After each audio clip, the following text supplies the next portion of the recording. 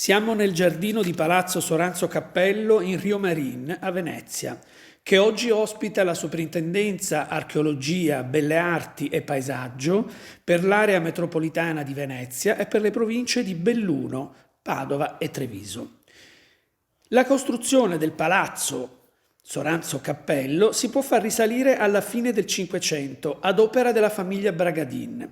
Nel 1612 un'altra importante famiglia veneziana, i Soranzo, acquistano il palazzo all'Incanto e ne detengono la proprietà fino al 1788, data in cui i Soranzo si estinguono e il complesso passa alla famiglia Cappello.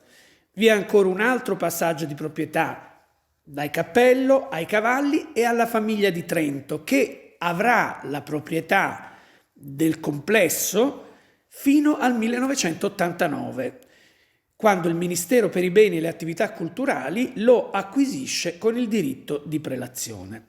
Il giardino vero e proprio venne realizzato a metà Seicento, proprio dalla famiglia Soranzo, e la sua prima raffigurazione la troviamo nell'incisione di padre Vincenzo Coronelli del 1709, che mostra uno spazio aperto con parterre en broderie, con fiori e ghiaia, fatto per essere visto dal poggiolo del piano nobile del palazzo come un vero e proprio grande tappeto.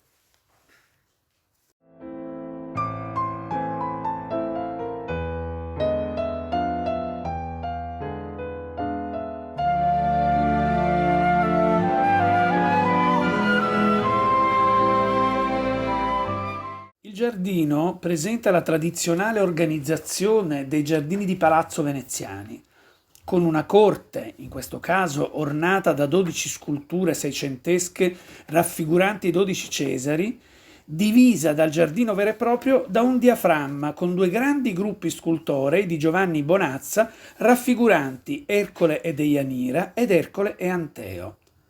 In primavera la corte si ricopre di fiori di bulbacee, un omaggio alla passione dei fiori del Seicento. Il giardino vero e proprio, con il tempetto settecentesco sullo sfondo, è arricchito da gelsi da carta o brussonezie papirifere, con la parte più vicina al palazzo e quella in prossimità del tempietto trattati a prato. Il sottobosco, che occupa la parte centrale, lasciato a selvatico, è ricco di arum italicum, di felci, di edere e di allori. Purtroppo una tromba d'aria nel 2019 ha abbattuto 3 alberi ed ha cambiato la condizione d'ombra del giardino. Questi sono stati sostituiti da un ginkgo, da 2 aceri saccarini e da 2 tigli, con il preciso obiettivo di ricostituire la parte centrale ombrosa e alternare quindi luce-sole, ombra, luce-sole.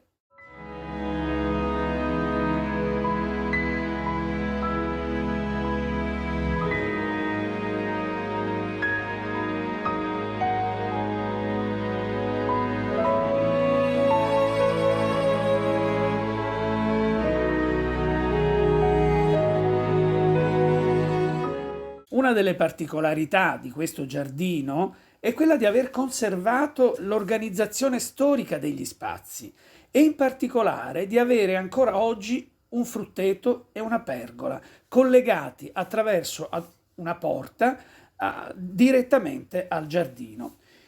Nel frutteto sono presenti un ciliegio, un albero di prugne e 2 melograni. Ma nel giardino descritto da D'Annunzio non vi erano solo frutti, ma erano presenti anche molti fiori, come papaveri, gigli, garofani, pergole di viti con gelsomino e molti rosai.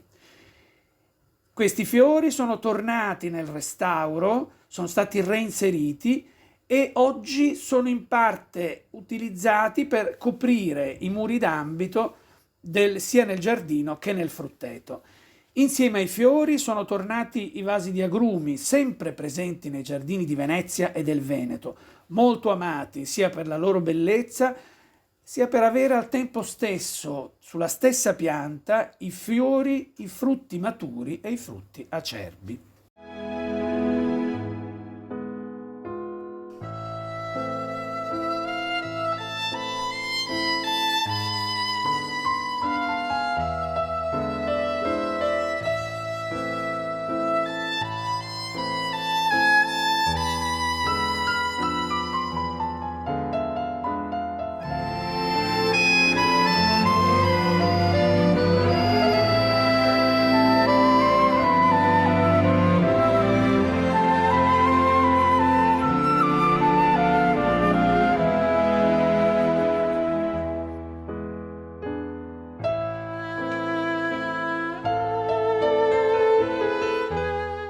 I prati del frutteto sono dei prati naturali, gestiti in modo tale che cambino nel tempo, proprio perché accolgono specie pioniere che arrivano e che arricchiscono il prato di nuove erbe e di nuovi fiori.